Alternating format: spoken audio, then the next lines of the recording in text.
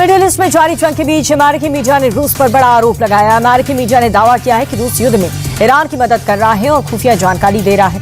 आरोप यह है कि रूस ईरान को यूएस वॉरशिप एयरक्राफ्ट और यूएस सेना पर हमले के लिए जानकारी दे रहा है।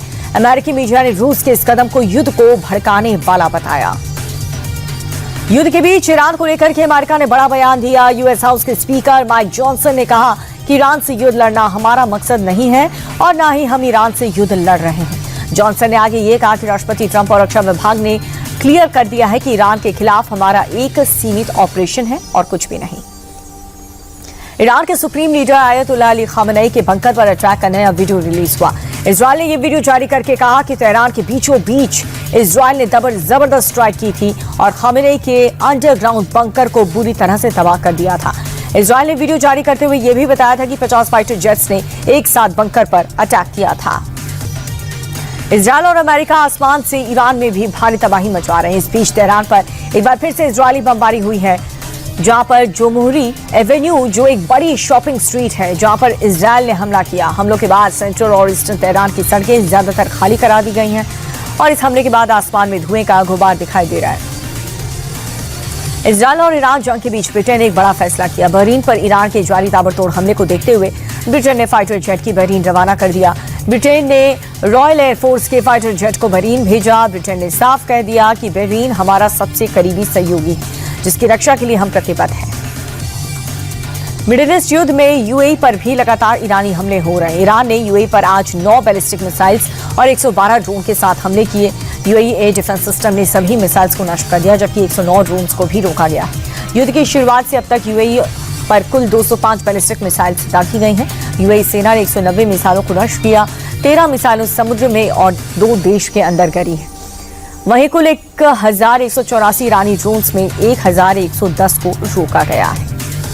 भारत को रूस से तेल खरीदने के लिए अमेरिका की इजाजत देने पर कांग्रेस ने केंद्र सरकार पर निशाना साधा।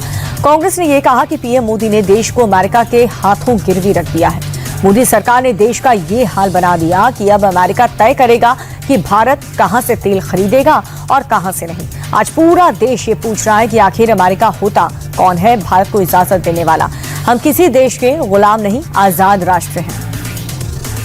एआईएमआईएम चीफ ओवैसी ने एक बार फिर से बीजेपी पर बड़ा हमला बोला। तेल को लेकर के ओवैसी ने बीजेपी सरकार पर सवाल खड़े किए और कहा कि अमेरिका हमें कैसे इजाजत दे सकता है।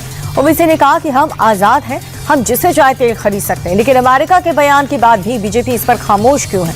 क्या बीजेपी ट्रंप से डरती है? ओवैसी ने कहा कि अब बीजेपी और आरएसएस का राष्ट्रवाद कहां चला गया? कश्मीर में शुक्रवार को जुमे की नमाज के बाद कई इलाकों में शिया समुदाय ने रैली निकाल करके प्रदर्शनकारियों ने इजरायल और अमेरिका के खिलाफ जमकर नारेबाजी की। सबसे बड़ी रैली बड़गाम जिले में निकाली गई, जिसमें बच्चे, महिलाएं और बुजुर्ग भी शामिल हुए। सभी लोगों ने खामेनी की तस्वीर लेकर के अमेरिका और इजरायल का विरोध किया। प्रदर्शन के दौरान भारी सुरक्षा बल तैनात रहा। हैदराबाद में चार मीनार के सामने अमेरिका और इजरायल के खिलाफ एक बड़ा प्रदर्शन हुआ। ये प्रोटेस्ट कांग्रेस नेता राशिद खान की अगुवाई में किया गया। शुक्रवार को जुमे की नमाज के बाद प्रदर्शनकारियों ने इजरायल अमेरिका के खिलाफ जमकर नारेबाजी की और इस दौरान लोगों ने आयतुल्लाह अली खामेनी के पोस्टर भी लहराए। पश्चिम बंगाल की सीएम ममता बनर्जी ने वोटर लिस्ट की कथित तौर पर मनमाने ढंग से नाम हटाए जाने के विरोध में धरना शुरू किया और इस कदम से टीएमसी और चुनाव आयोग के बीच टकराव और बढ़ गया। कोलकाता में एक मेट्रो स्टेशन के पास धरना शुरू करते हुए ममता ने बीजेपी और चुनाव आयोग पर बंगाली मतदाताओं को मताधिकार से वंचित करने का आरोप लगाया। साथ ही उन्होंने बेनकाब करने पर कसम भी खाई। केंद्रीय गृह मंत्री अमित शाह ने फिर से कहा कि इसी साल 31 मार्च तक देश नक्सलवाद मुक्त हो जाएगा।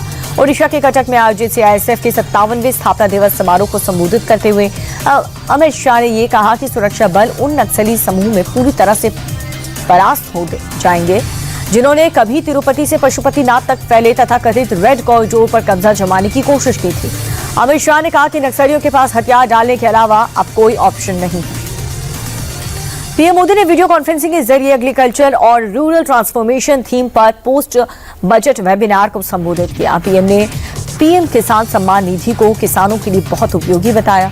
एमएसपी में हुए सुधारों को केंद्र सरकार की बड़ी उपलब्धि बताते हुए प्रधानमंत्री ने कहा कि अब किसानों को 1.5 गुना तक रिटर्न मिल रहा है। बजट के जरिए सरकार ने कृषि सेक्टर को लगातार मजबूत किया है।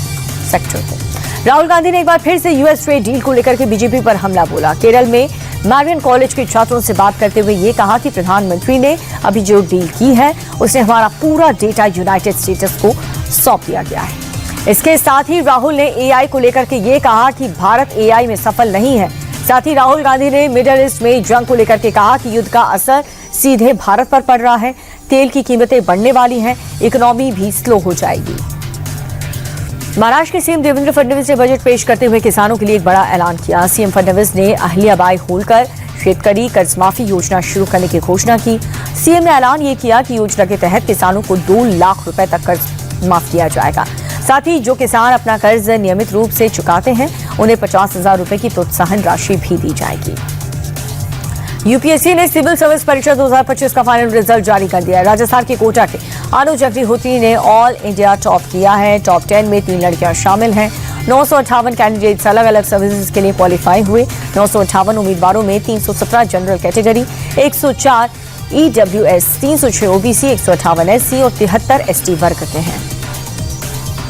आंध्र प्रदेश सरकार छोटे बच्चों के सोशल मीडिया इस्तेमाल पर रोक लगाने जा रही है। सीएम चंद्रबाबू नायडू ने विधानसभा में कहा कि 13 साल के कम उम्र के बच्चों सोशल मीडिया इस्तेमाल पर रोक लगाने की तैयारी चल रही है।